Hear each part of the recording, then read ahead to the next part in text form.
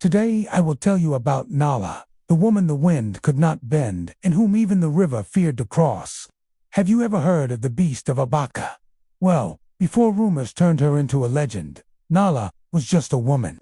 But she was a woman who carried on her back a burden no man could bear. In the village of Abaka, Nala lived alone, away from the huts and the voices of others. Her house stood near the great trees, where the shadows are longer and the birds rarely sing. Not that she needed company, for Nala trusted no one, especially men.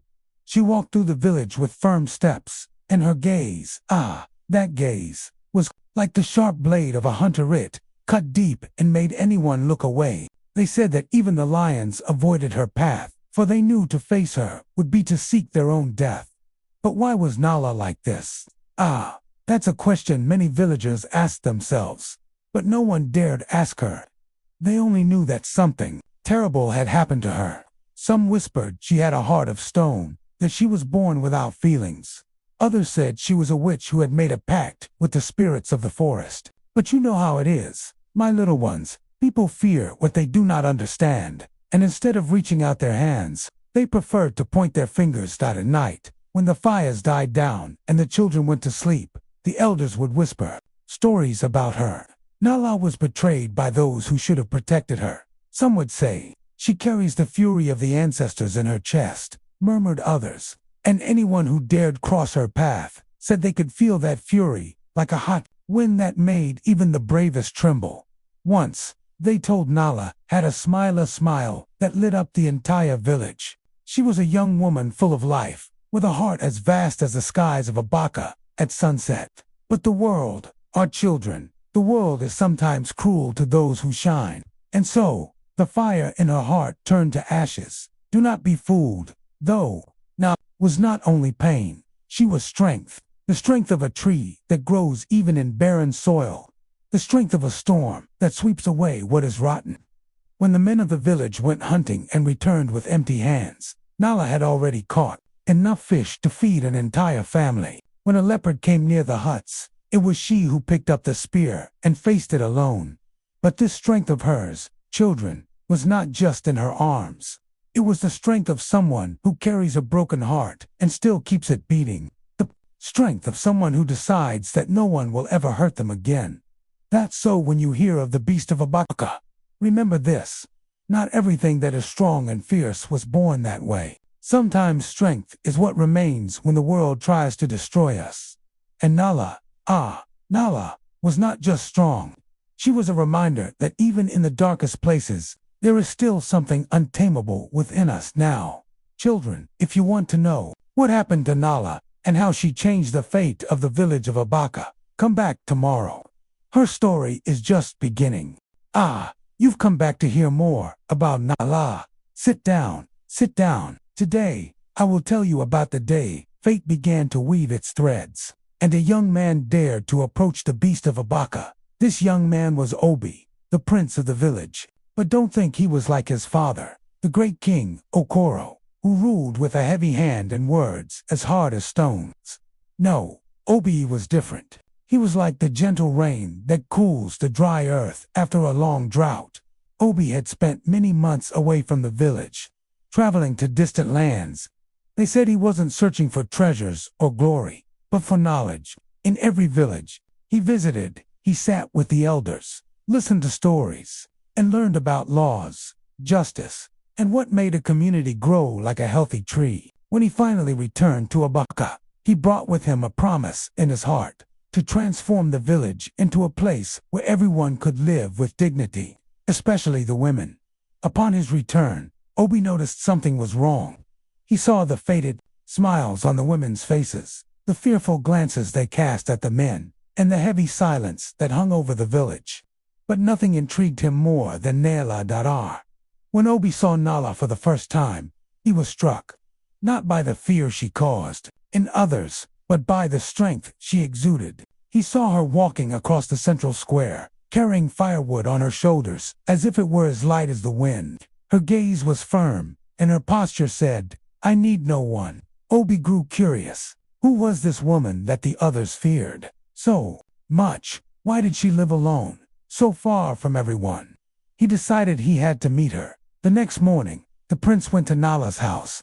When he got close, he saw that the place was simple, yet strong, just like her. The thatched roof was tightly bound, and around the house, there were traps for animals, showing that Nala didn't need anyone to protect her.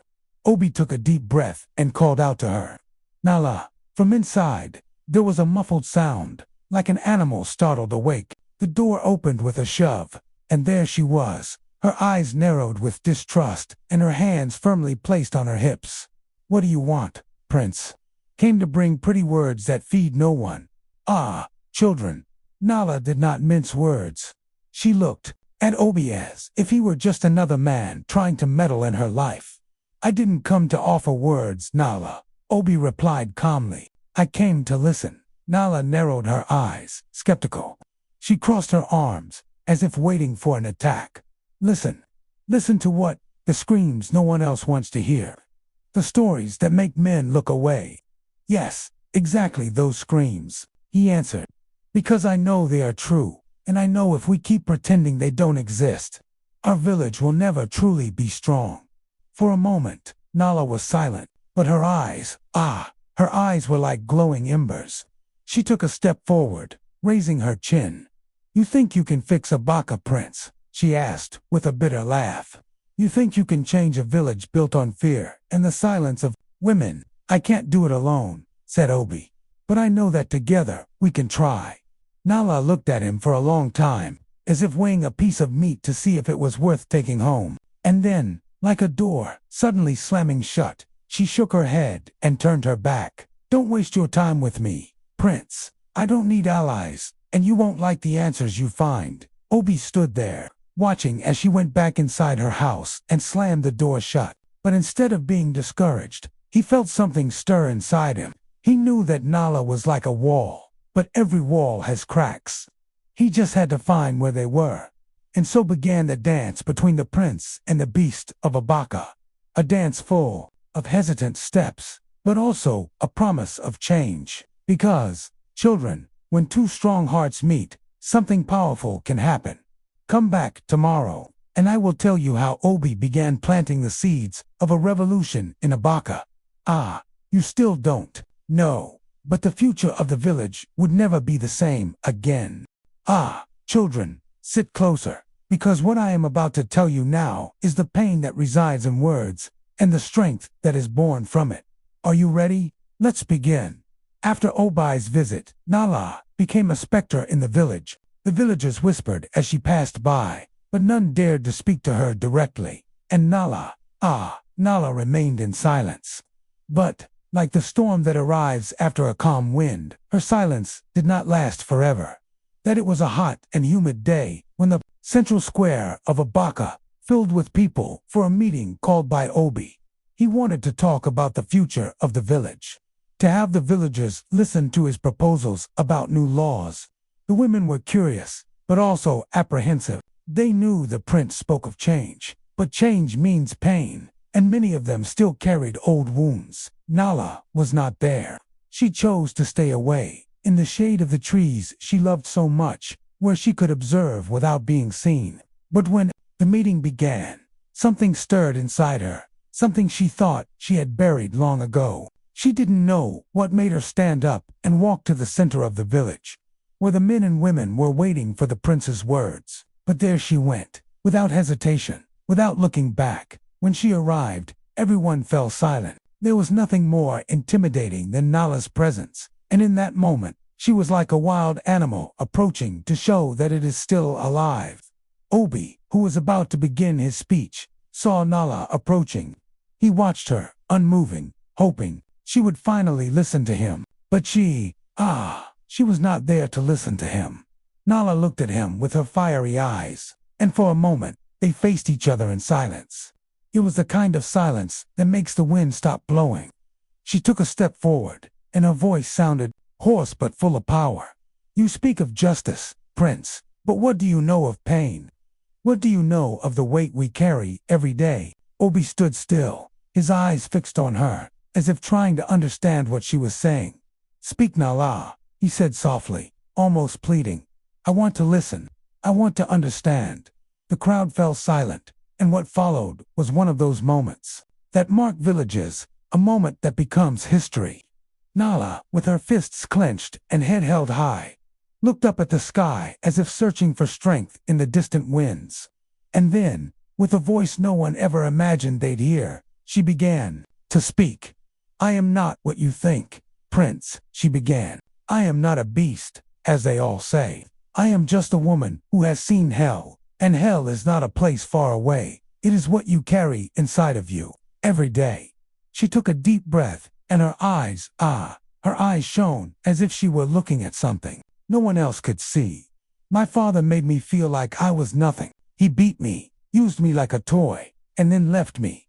My mother died with her eyes dimmed, with her heart broken, because the man she loved destroyed her.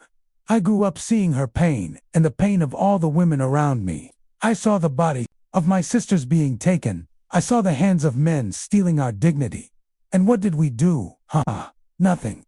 She looked around, her eyes locking with the men of the village, who were now silent, but still avoided her gaze. She felt it, but continued. "Our bodies, our souls, we've always been land for others to plant their seeds. What is justice when we are not treated as equals? What is freedom when we are sold like cattle?" The wind began to blow harder, as if the very earth were responding to her words. Nala did not look at anyone else. She was speaking to the whole world, to all the men who had ever tried to turn her into a ghost, and to the women who, like her, had silenced themselves out of fear. Obi, with his heart aching, felt her pain penetrate his flesh. He didn't know what to say, but he knew that, in that moment, he was no longer the prince. He was a man before a truth he had never imagined could be so painful. "Nala," he said, almost whispering, I didn't know.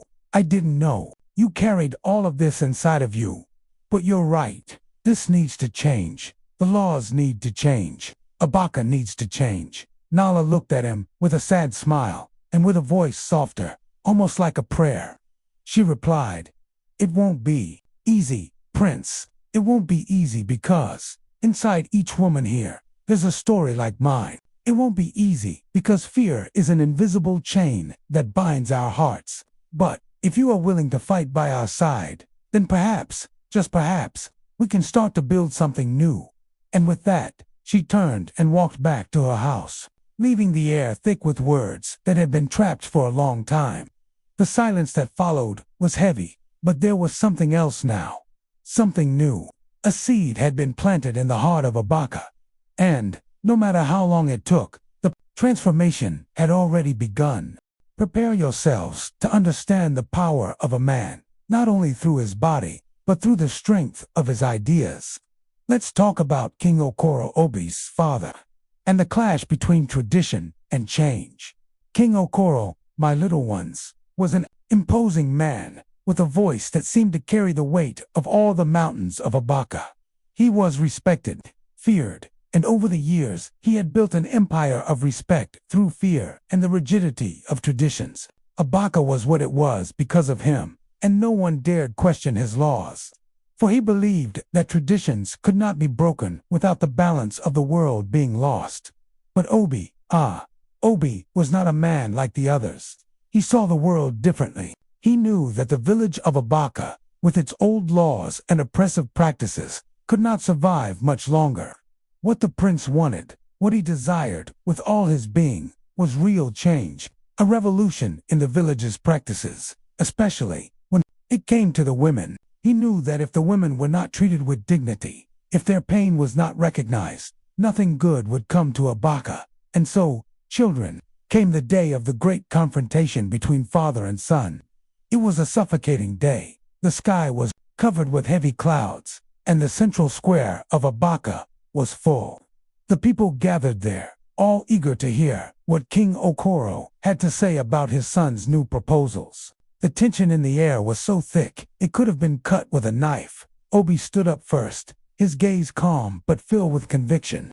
He looked at the villagers, and his eyes shone with the promise of a different future. He spoke about what the women had said at that meeting, about their suffering, and what he believed to be the only way to save the village of Abaka. New laws. What I propose My brothers and sisters, is not a betrayal of our traditions, Obi said, his voice firm and without hesitation, but rather a renewal that brings justice, respect, and equality for all. The women of our village can no longer be seen as mere spectators of life. They have the right to be heard, to live in freedom, without fear of being abused or disrespected. A murmur spread through the square, the women exchanging looks filled with hope, and the men looked at each other, confused and uncomfortable. But then came the voice they all feared, the voice of King Okoro. With heavy steps, the old king rose from his throne, and his presence dominated the square. His eyes were like cold stones, and when he spoke, his voice made the ground tremble. What are you saying, Obi? He boomed, anger evident in his words. You want to destroy everything we've built. You want to destroy our culture, our laws. What you propose is not change, it's disaster. Do you think you can change what our ancestors left us? Do you think you can erase centuries of wisdom with empty words? The crowd fell silent. It was as if the very air had been drained. The king was furious, and his eyes were fixed on Obi like an eagle aiming at its prey. What you call wisdom, father, is no longer wisdom, Obi replied, his gaze now defiant. Wisdom is in the ability to learn, to evolve. We can't keep following rules that keep women trapped, that let them live in fear. Do you know what the women of this village go through, father? Do you know how many lives have been destroyed by abuse and silence? King Okoro approached Obi, and his figure seemed even larger, more threatening. His eyes were filled with contempt, and his voice rose in a roar. Do you dare challenge me, son? Do you dare call me ignorant, oppressive? I am the king of Abaka, and everything I've done has been for this village. You want to dismantle our society, our roots. Obi did not retreat. He looked into his father's eyes and answered with the firmness of a man who knew what was at stake. I don't want to destroy, father. I want to build. I want an Abaka, where everyone, men and women, have a fair chance, where the pain of our history is not repeated. I want an Abaka, where the future is better than the past. The tension between the two was like a rope stretched to its limit. The old king was about to explode, but in that moment, something different happened. The king took a step back, and his gaze softened, as if a weight had been lifted from his shoulders. He looked at the crowd, at the women who were watching him, with eyes full of hope, and then looked back at Obi. His face, hardened by time and pain, now seemed more human, more vulnerable. Perhaps you are right, son, the king said, his voice low but filled with regret. Perhaps the world has changed, and we, the elders, have failed to notice. And at that moment, children, the wind, which had been heavy, began to blow more gently. King Okoro, that man, who once seemed an unmovable rock, recognized that something needed to change. He knew that, as much as he resisted, his son was right. The village of Abaka could not continue living in the past. Obi looked at his father, with a gleam in his eyes, and with a small smile, almost imperceptible. He knew that this battle was far from won, but in that moment, he had taken the first step. And so, with a word of acceptance from King Okoro, the future of Abaka began to take shape. Root change does not begin with the snap of a finger, as many imagine. No, it begins with the willingness of two courageous hearts to unite. Even while their wounds are still bleeding, of us expected. After the tense meeting between Prince Obi and King Okoro, things grew quiet, quieter than usual in Abaka. The villagers were reflecting, digesting everything they had heard. The king had finally accepted that something needed to be done, but Nala's resistance remained intact. And I am not talking about any resistance, but a wall of pain and distrust built over years and years of suffering. Nala did not easily believe in words. She believed only in actions. And Obi, the prince, he needed to act. Words, no matter how beautiful, held no power over her. She wanted to see change, but her soul was marked by the fear that this change might be nothing more than an illusion. A lie told by men to keep things as they always were. And no matter how hard he tried, she continued to distance herself, refusing any approach. It was on a stuffy afternoon, when the sun seemed to hide behind a curtain of clouds, that Obi decided to do something that too many seemed a great risk. He walked to Nala's house, alone, without the guard, without the pomp of a prince.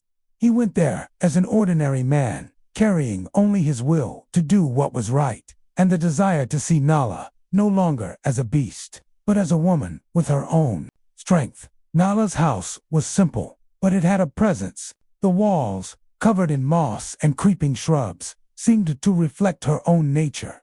Strong, wild, and unyielding. When Obi arrived at the door, the sound of the wind in the trees was the only thing he heard. He paused for a moment, taking a deep breath, as if preparing his spirit for the encounter. He knew that here, in this instant, he was no longer the prince before the fierce woman. He was simply a man before another human being, with a pain far greater than he could ever imagine. He knocked on the door, and the sound of the knock on the wooden planks was an invitation to what he knew would be a silent battle. The sound echoed in the house, and after a long moment, the door opened, and there stood Nala, her eyes sharpening on the prince like a knife's edge, said, his voice soft but firm. "I didn't come to ask for anything. I came to listen. I want to know how I can help change things for you, for all the women of Abaka." She looked at him for a long time, and he could see she was weighing his words, considering the risk. The answer he feared was written on her face, a refusal. But he did not step away. He did not move. He simply stood there, as though waiting for the storm to pass. "I've heard many words, Prince, many empty promises." Nala finally spoke, her voice deep, like thunder preparing to break the silence. "What do you want from me? What can you do to change what was taken from me? What can you do to heal me?" Obi felt the weight of those words, and the burden of his responsibility fell on his shoulders. He stepped a little closer, still slow, his eyes fixed on her. He knew this conversation would not be easy, but he was determined not to retreat. "I can't heal you now," he said, sincerity in every syllable, "but I can fight by your side. I can make sure the women of this village are no longer treated as less. I want all our sisters to have the same chance as the men, for the pains of the past to never be repeated. I want to change the laws. I want to create a space where everyone, women and men, can live with dignity." Nala looked at him, and in that look, there was a mixture of distrust and something Obi couldn't quite place.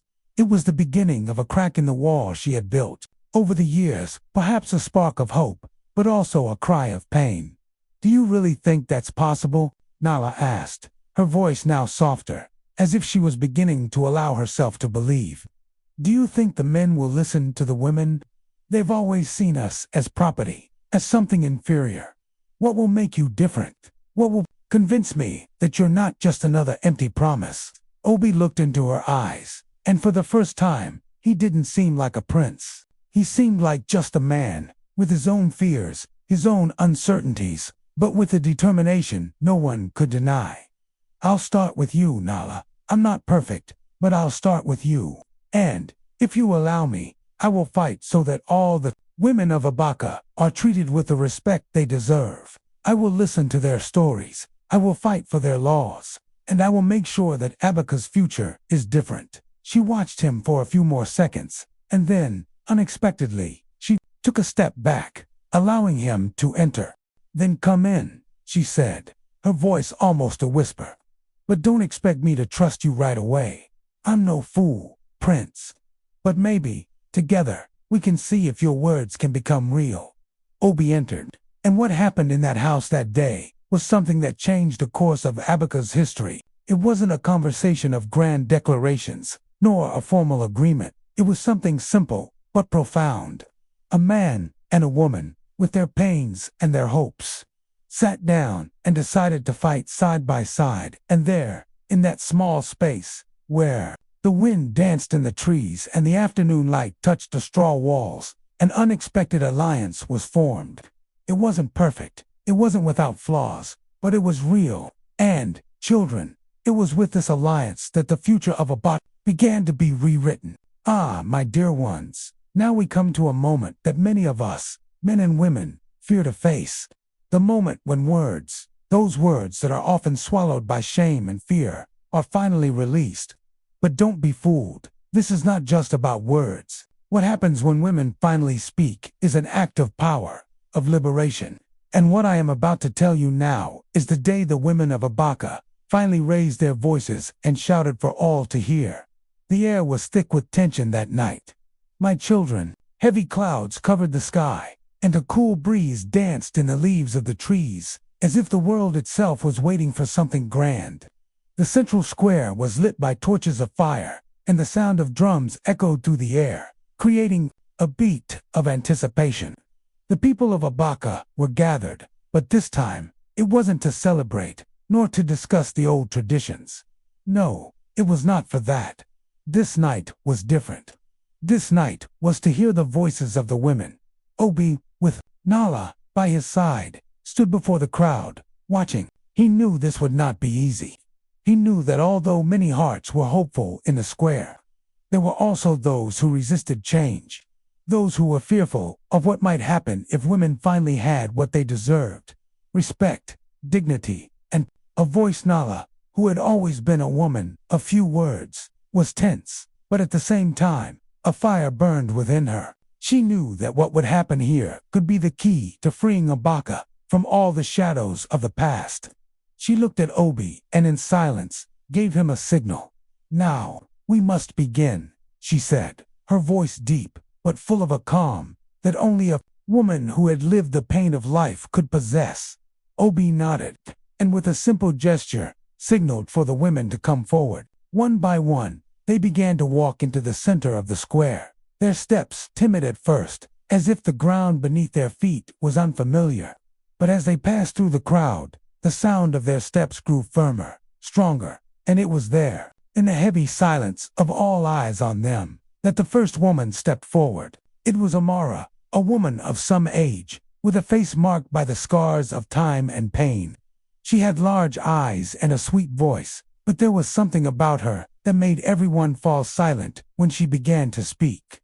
She approached the circle, took a step forward, and looked at the crowd. "I am Amara, and I have lived the silent pain of being a woman in this village," she began, and her words seemed to echo in the hearts of all. "I was beaten by my husband because I was not enough for him. I was forced to accept what I did not want because no one gave me a choice. I carried my husband's children as though I were an animal, but I never heard the words, 'You are loved' or 'You are important.'" Silence fell like a heavy cloak over all present. The women around her began to cry quietly, and even the men could not look away. Amara's pain was like a sharp blade, cutting into the soul of each one who heard her. But what surprised everyone the most was that, instead of breaking down, she stood firm. "But I am not here for you to pity me," Amara continued, her voice now stronger, more determined. "I am here for you all to know that my pain is not unique. We, women, have been treated this way for generations. We have been forced to accept a place in the shadows, while men shine. But I, Amara, say that this will change. We will raise our voices, and we will no longer be silenced." The crowd stood still, but a spark had been ignited. Slowly, other women began to step forward, one by one. Women of all ages, from all different backgrounds, all with their own scars, their own truths. A young woman named Ifama, who had barely turned 18, took the floor next. "I am Ifama. I was promised to a man I didn't even know, because my father thought it was better for me. He took away my chance to choose what I wanted for my life. I was never allowed to chase my dreams. I was sold as merchandise, and my only option was to accept. Her voice trembled at first, but as she continued, it grew stronger. Slowly, other women began to share their own stories, some in tears, others with anger, but all with the weight of an entire life finally exposed. Each word seemed to be a step toward freedom. And then, there was a moment so powerful that even the men present began to feel the gravity of it. An older woman, named Olamide, lifted her head and said, "I am Olamide, and I am the mother of many children. When they told me my daughters had to marry, I had no voice. When I was beaten by my husband, I was forced to stay silent. When I saw my daughters suffer, I felt a pain greater than any other. But now, I say, enough. No more. We can no longer allow our daughters to live what we have lived. Those words, my children, those words reverberated throughout the square like thunder. One by one, the women began to speak, to expose their pains, their fears, their hopes. And with each story told, an invisible chain was broken. What had started as a murmur became a collective cry. Obi stood by, in silence, his eyes shining with a mixture of pain and admiration. He knew what was happening here was bigger than he could control. What was happening was a silent revolution, but a fierce one. He looked at Nala, and she looked back at him, with a soft smile, as if she knew the battle had begun. When the last woman finished speaking, silence fell once more, but this time, it was a silence of respect. There was no more shame, no more silence. There was only the strength of women who had united, who had finally given voice to what had imprisoned them for so long. And in that moment, children of Abaka would never be the same, because when women speak with truth in their hearts, nothing can stand in the way of change. Ah, my dear ones, now we come to the most tense moment, the true turning point, where hearts are tested and destiny is decided. The wind was heavy in Abaka, and the tension in the village could be cut with a knife. The words the women had so bravely raised were reverberating, and nothing could go back. But as in every great story, true change can only happen when the most powerful forces collide, when the old world faces the new and is forced to either adjust or shatter. That day, King Okoro, a large and imposing man, whose hands carried the weight of decisions made in the name of ancient traditions, was preparing for what would be the greatest confrontation of his life. He sat on his throne, his gaze hard, fixed on the horizon. The king had always been a man of honor, but also a man of pride. And this pride, my children, was what almost prevented him from seeing the truth that was right before his eyes.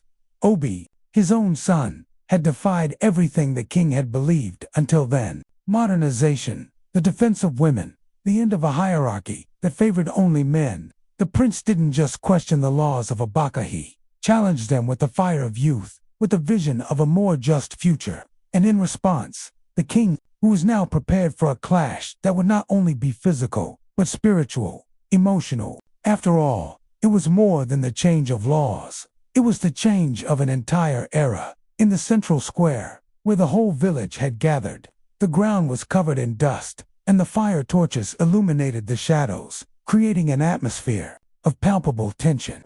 Around the large arena, the villagers stood in silence, their eyes fixed on the two men who had become the pillars of a conflict as great as the distant mountains. Nala, standing by Obi's side, was not just with the prince. She was there as a force, as the true essence of everything that had begun. She knew that the clash ahead would require more than courage. They would need truth, raw and unadorned. The king would not be convinced by soft words or power plays. The king needed to see what he still didn't want to accept. The old Abaka, the one he knew and defended, was dying, and a new Abaka, with new laws and new hopes, was being born. When King Okoro entered the arena, the sound of his steps echoed like thunder. His royal cloak floated behind him, but his eyes were dark, as if they carried the weight of a lifetime of decisions he now felt were wavering. He looked at Obi, and deep in his gaze was a mixture of disappointment and fury. And then, he turned to face the crowd, as if seeking the strength of all those who followed him. "What is happening in Abaka?" His voice boomed, and everyone fell silent. "I have lived, fought, and ruled with what I have learned. My laws, my traditions, they are what keep us strong. But my son, my own son, betrays the honor of our lineage, tries to destroy everything we've built in the name of ... equality. Justice." The king coughed, as though the words came out with difficulty. "I will not allow this revolution to destroy what is sacred." Obi did not move. His hands were firm at his sides, but inside him, his heart pounded like a drum. He knew what he had to do, and this was his battle. The battle for a future that would no longer be about the cries of the past, but about the dreams of all those who stood there. "Father, what is sacred?" Obi's voice rang clear and firm, cutting through the air like a blade. "You speak of tradition, But you do not see what is happening around us. The women are being oppressed, our brothers are being ignored, and you speak of honor and preservation. What honor does a society have that denies equality? What honor does a kingdom have where half the people are silenced? The king looked at him with an expression of anger, but also with a hint of doubt, as if his words had touched something very deep in his soul. He tried to remain firm, like a rock in a raging river, but the current of what his son was saying was beginning to erode. I ensured our greatness. The king shouted, his voice filled with fury, and the crowd seemed to tremble under the force of his words. But what he didn't know, what he couldn't see, was that Abaka was no longer the same. And with this, he began to realize that his old certainties were disintegrating. Nala, in silence, watched the scene. She knew that everything depended on this moment. The king's words were merely echoes of a past that no longer existed. She knew that it was not only the prince who was fighting, it was the entire village. It was the spirit of the people who, in some way, felt that a change was necessary, that life in Abaka could not continue as it had, with its abuses and injustices. It was then, at the peak of the confrontation, that something surprising happened. King Okoro, exhausted by the inner struggle he was facing, looked at the crowd, and his eyes gleamed with a flash of understanding.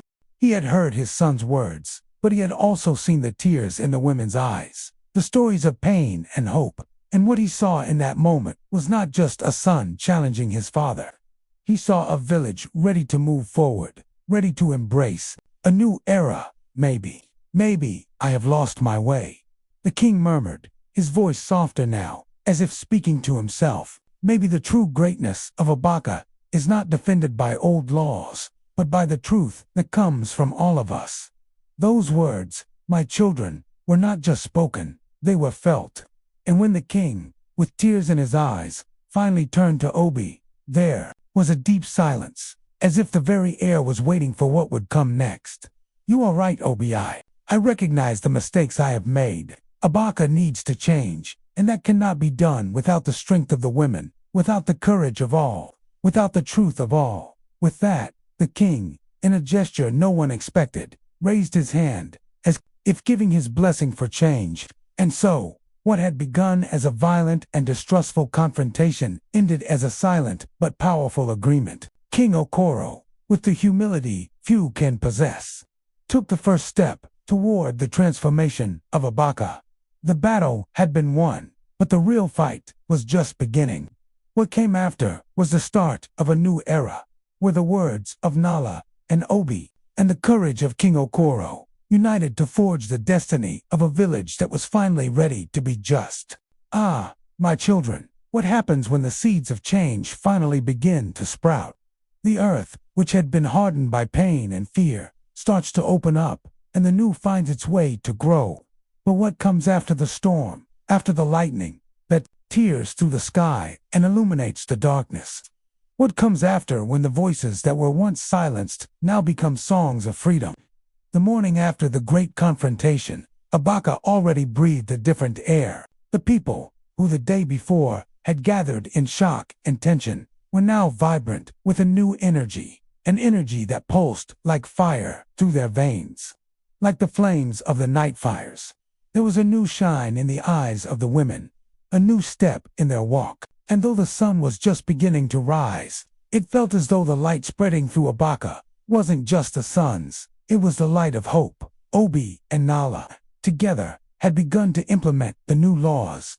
Now, more than ever, the prince knew that the future of Abaka did not only depend on the words he and King Okoro had exchanged, but on the action that would come afterward. And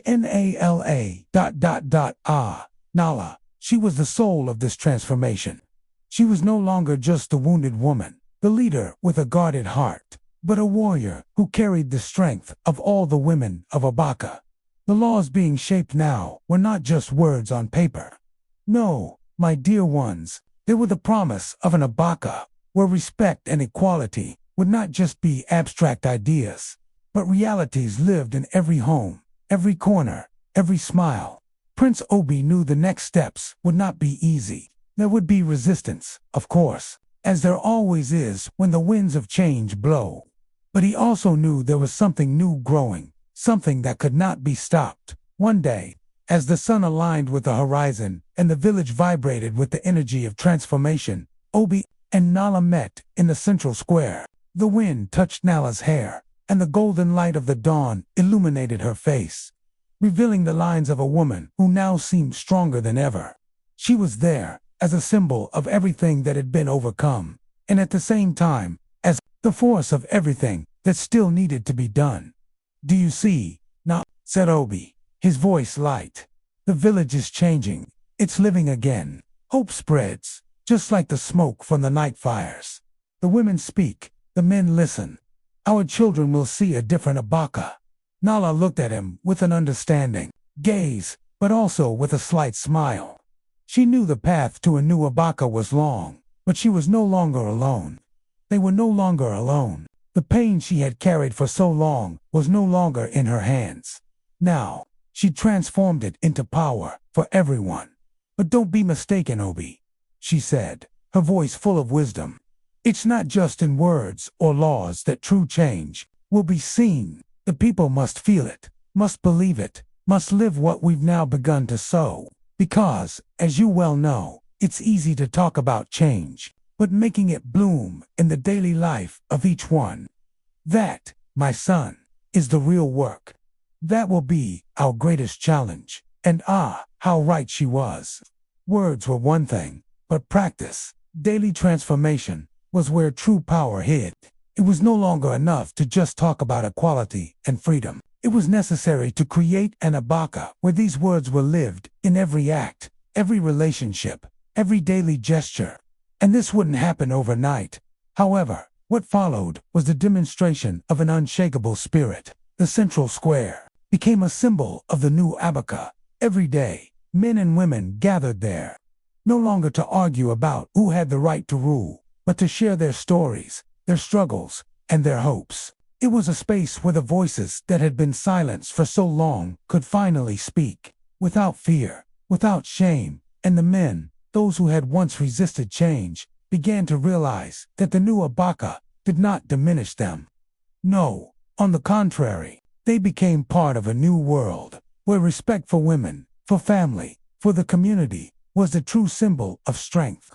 No more physical strength, no more tyranny, but a strength building, one step at a time, a respect earned and lived. King Okoro, the king, in his later years, began to walk through Abaka as a different man.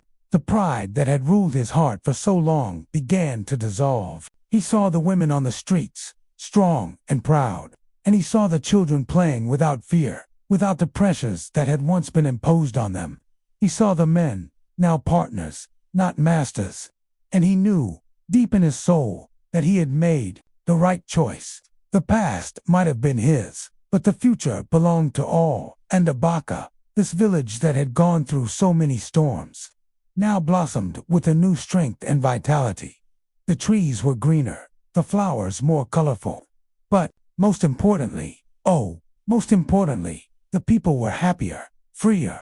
The village, once marked by pain and division, now breathed as one. Everyone had something to offer. Everyone had something to learn. The last dawn of Abaka, my children, was not just a change in the sky. It was a change within each of us. And as the sun rose, lighting up the hills and the land the ancients called their own, the people of Abaka knew the journey had only just begun, but the future was now open.